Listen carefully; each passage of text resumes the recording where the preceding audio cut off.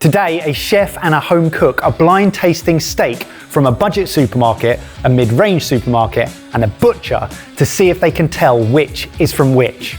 Is this the best day ever? If we weren't blindfolded and being made to look stupid, yes. Chef James, Jamie, dressed as a butcher. Thank you. We have 12 steaks for you, 4 cuts. We're gonna start with sirloin. So in front of you are A, B, and C. Have a taste. It's from the budget supermarket, the mid-range, and the butcher. Sirloin, typically a leaner steak. It comes at the back. It's a well-worked muscle just before the rump of the cow. I feel like I need to compare it, but Yeah. I'm not getting a ton of flavour from it. No, slightly dry, Yeah, I'd say. yeah, I agree.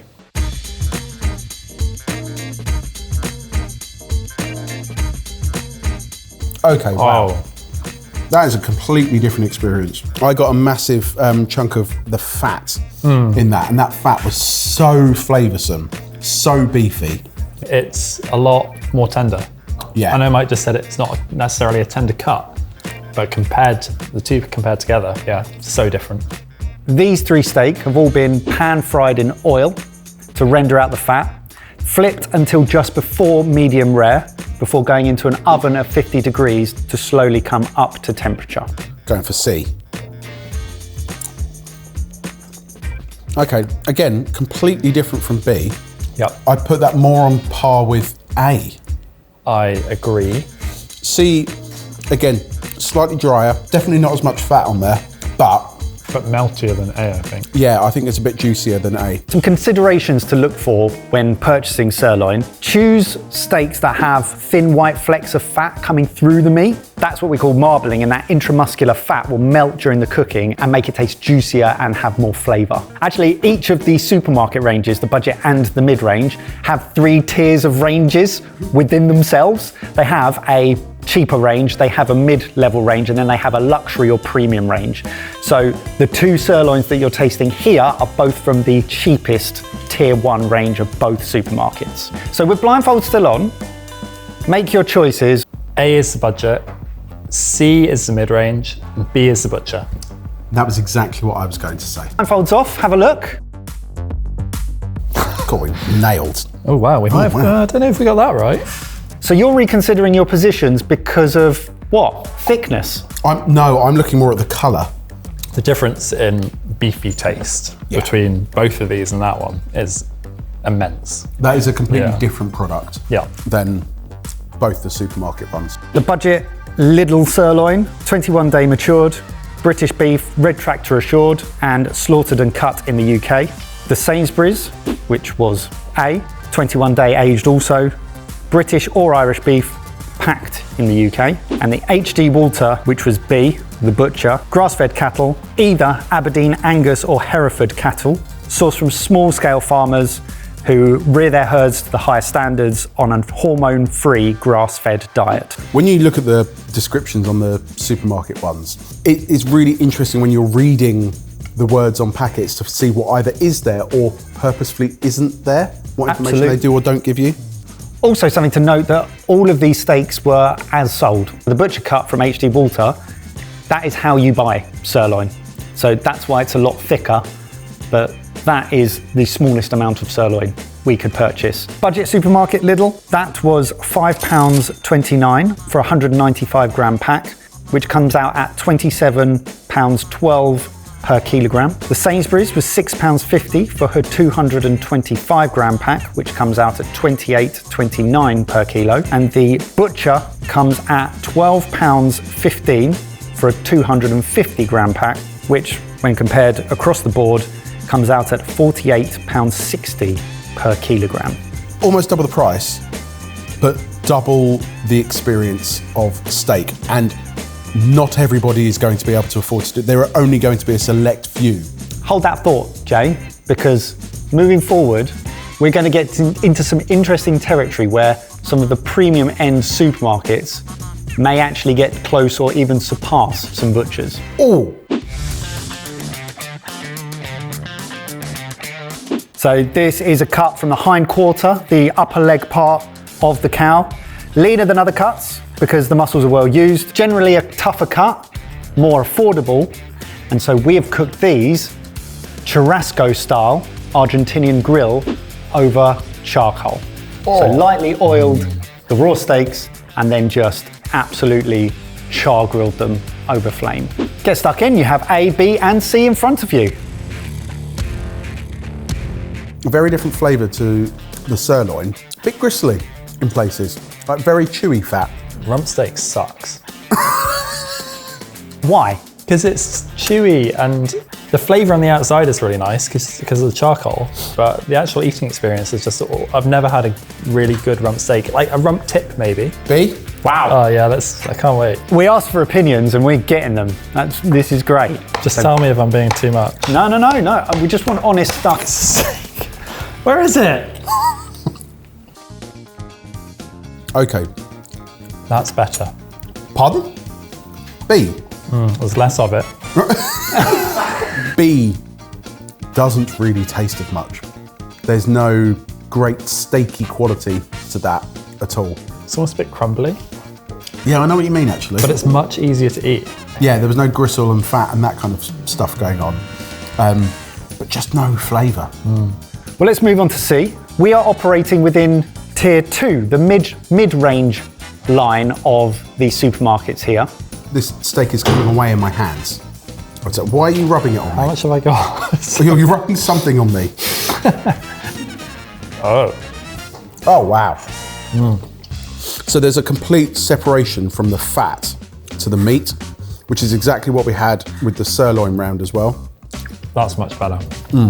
It's still not the best texture. It's slightly bouncy before chewing into it, but the flavour is superb. Okay. Yeah, that's really beefy, really nice. Taste aged. I'm willing to say I'm wrong. Maybe not all rump steak is bad, because that's actually pretty good.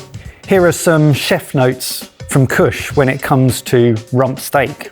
Avoid very thin rump steaks if you want to serve them whole. Thin rump can overcook before you get a good crust, and because it's lean, it becomes tough very quickly. Rump will not usually have the marbling of something like a ribeye, but you still want to look for small streaks or flecks of fat inside the meat. Starting with you, James, lock in your answers. Which is the budget supermarket, which is the mid-range, and which is the butcher? B is budget, A is mid-range, C is butcher. Jamie?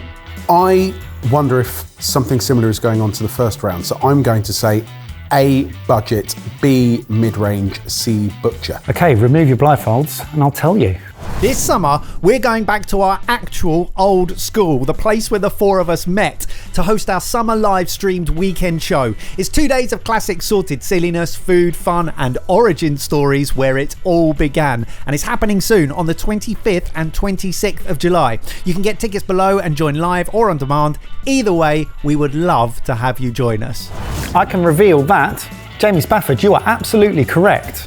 A was Lidl's grass-fed rump, thick cut, 36-day matured, guaranteed a 70% grass-fed diet, and 180 days of natural grazing in fields. B was Tesco Finest rump steak, a prime cut, matured 30 days, UK origin, and the butcher was Turner and George rump steak, hand selected by Turner and George, naturally reared, free from growth promoters, hormones and cruelty, and minimum 28 days. So Turner and George are a butcher that actually supplied the Hawksmoor restaurants, super popular in London and now around the world, one of the best steak houses globally. So interestingly, the budget supermarket Lidl was matured for the longest out of the three, 36 days. I also think when you look at the juices that have been left on the board, A has got some juice, C has got a lot of juice. It's kind of quite bone dry. What I found particularly interesting about this, I would not buy a rump. It's really, really difficult as a normal cook to make taste good. But if I were going to be forced into buying a rump, I'd probably go to a premium range supermarket like the Tesco Finest version. I'll spend the extra money in a way that I think I'm spending extra money, and that's what I would have ended up with. It's why these videos are so important and interesting to me. You can't rely on spending more money to get a better quality product. You have to know what you're looking for and get experience of what you should be buying instead. The Lidl grass-fed budget supermarket, £6.99 for a 283 gram pack, which comes out at £24.70 per kilogram. B, which was Tesco Finest rump steak, £7.65 per 255 gram pack. And that comes out at £30 per kilogram. And the butcher, £30.90, but for an 800 gram pack. So as we said, we bought these as they are sold. So for an 800 gram pack, costs £30.90, which comes out at £38.62 per kilogram. Do you know what a really interesting question would be? Would you spend that on a butcher's rump, or would you probably spend a similar amount on a high-end supermarket ribeye? That is the question we want to answer. Bring them all back at the end. Just bring every steak back at the end. But you have lots of questions that I'm hoping you can get some answers for in round 3. Fillet. So this is from the fillet of the cow, which is the long muscle internally along the spine. Extra tender due to it being a muscle that has limited to no use. More expensive and limited due to the fact that each cow only yields about 4 to 6 pounds of it. And therefore we are going for the top tier range of both supermarkets here. The most expensive fillet steak we could buy from Lidl and the mid-range supermarket. Tuck in, lads. A, B, C as usual. Even just picking that up, that feels completely different.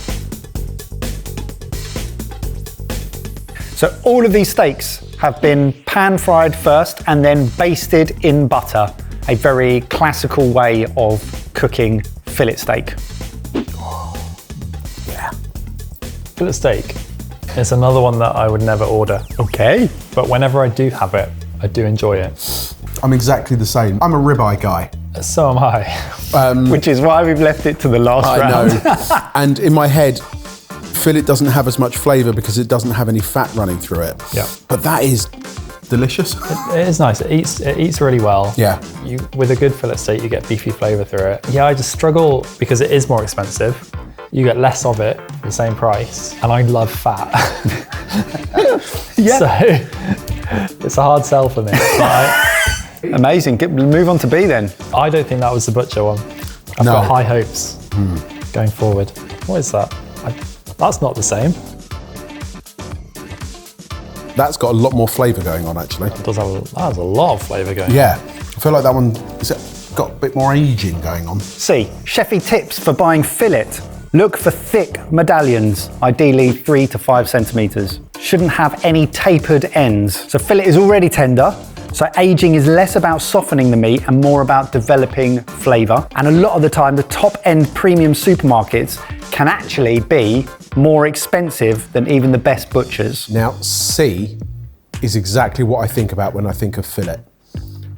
It has the most beautiful buttery texture to it, just almost melts in your mouth, doesn't taste of anything. I say it's a bit unfair to say it doesn't taste of anything. It tastes subtle. I think I know what my order is. I don't know.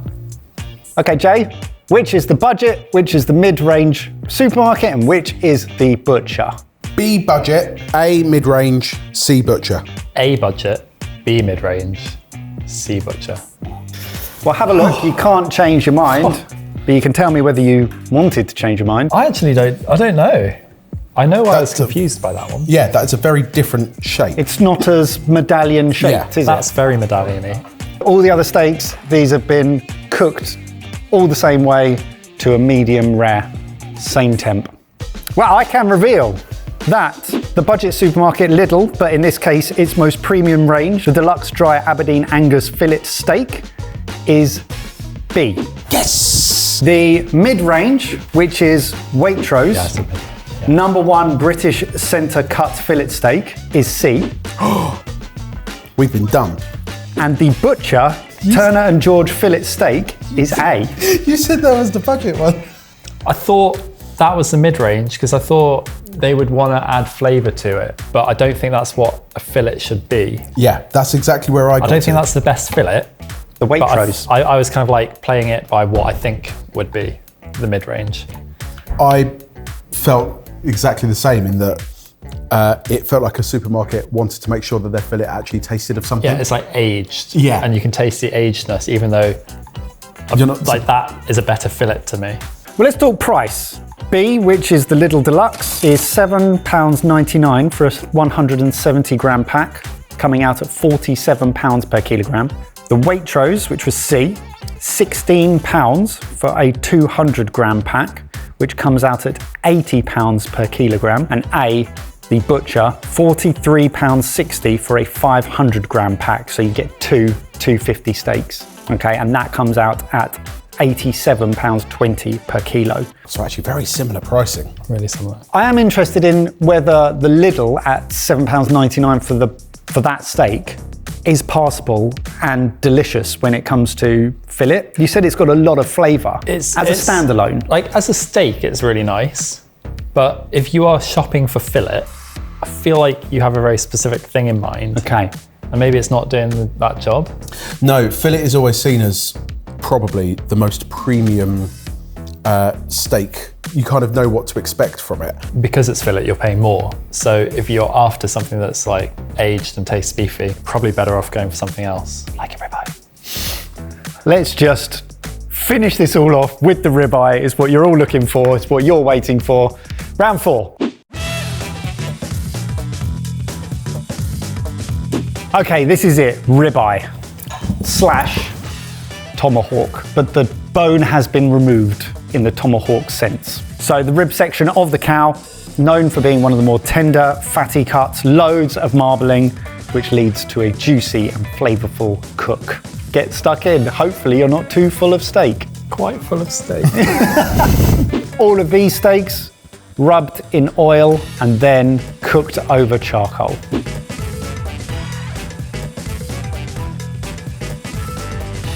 Ribeye is just the best. I'm not getting a massively beefy flavour from that. I'm getting a charcoaly flavour actually. Yeah. The texture is really nice. Like there's lots of fat running through it. The fat's rendered really nicely. Every time you bite into it, it releases more juice. And so you're just left with this incredible flavour and texture. Okay, what are we getting from B and how does it compare to A? Definitely a chewier texture. But you still get lots of nice rendered fat. Tasty? Yes. But I think mostly because of the fat. There's not that much beefy flavour. Not as tasty as A. Oh goodness. That's got a beefy flavour. Too beefy or beefy enough? No, it just tastes like really good quality. What I would say is that the texture difference, like the fat running through it, the marbling, blindfolded, doesn't really taste that different. I would go as far as to say A is actually more melty. C has a better flavour. Yes, definitely C has a better flavour. In both cases of the budget and mid-range supermarket, these are the most expensive ribeye that you can get from both of those shops. So some chef notes from Chef Kush. Cheaper versions can be forgiving because of the fat marbling and it makes it easier to cook. You want fine white streaks of fat running through the meat, not just one big lump of fat in the middle. Ribeye needs enough thickness for fat to render whilst the inside stays juicy. Boneless ribeyes, easier, quicker, more practical for home cooks. But bone-in ribeyes are more dramatic.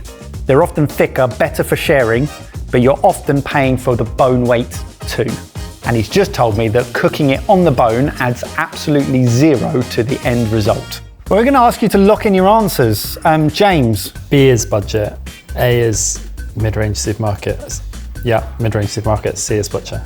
B is budget, C is premium supermarket, A is butcher. Woo! Have a look, you can't change your answers. I preferred this one. That was my favourite. That's why I picked it as the butcher's. Yeah, I wasn't picking favourites. I was picking what I thought was that because it melted in your mouth. I can reveal that the budget supermarket Lidl Deluxe ribeye was B. The mid-range supermarket was M&S Collection British ribeye steak, and that was A. And the butcher was ox steak from El Capriccio, and that was C. You said that was an ox? This is a steak from an older ox from El Capriccio's farm. Same cut from a male cow, from an ox. Similar to like ex-dairy cows of the female variety, obviously they can't produce dairy. So same cut, older male cow. So James, your favourite was the M&S. I still think that was really good. How does the budget supermarket steak hold up as a ribeye? I really didn't think that was bad. If you're talking like texture and forgiveness during cooking, Yeah. I think this is a really good cut to get. I also think now knowing that that is a much older cow helps me place where it is in comparison to the M&S one, because when you look at ex-dairy cow steak, it has a very different flavour to a normal. More beefy, more Yeah. almost earthy, grassy. Yeah. And that was the tomahawk. So Kush removed the bone and then cooked it on charcoal like the rest. The bone. And as we've said, a lot of the time you will pay for the weight of that. Right, let's talk prices, and then I want your overall summaries on what you've picked up from this test and where you're likely to spend your money for all the cuts.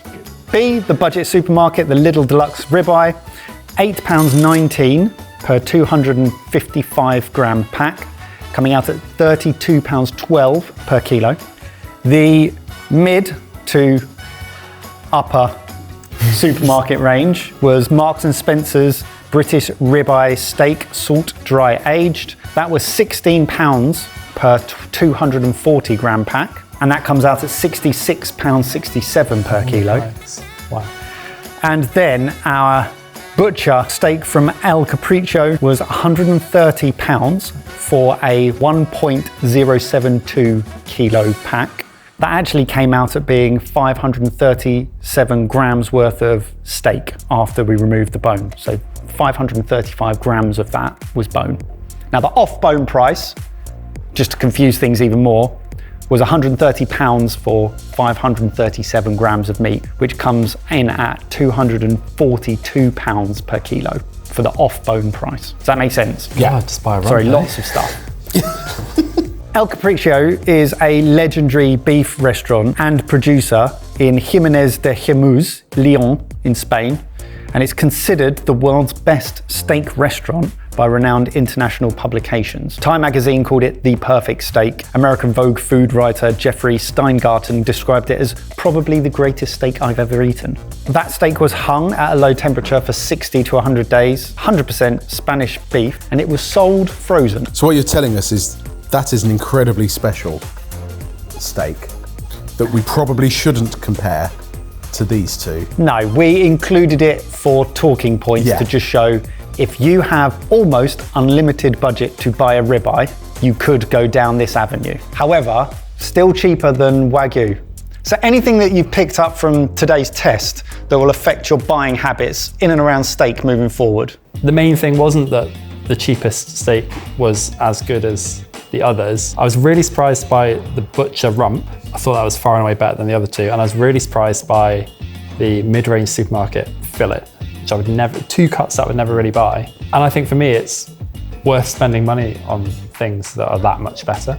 But I think what surprised me was that the mid-range supermarkets were more expensive and weren't always better than the cheap supermarket. Well, even though I've eaten no steak, I've learned a lot. So thank you very much. Have you learned a lot? If you have, then let us know in the comments. And if you'd like to do this with other foods in other categories, then let us know in the comments below and give the video a like. We're trying to hit 15,000 likes per video back to back to back to back to back. We're calling it streaking because we're childish.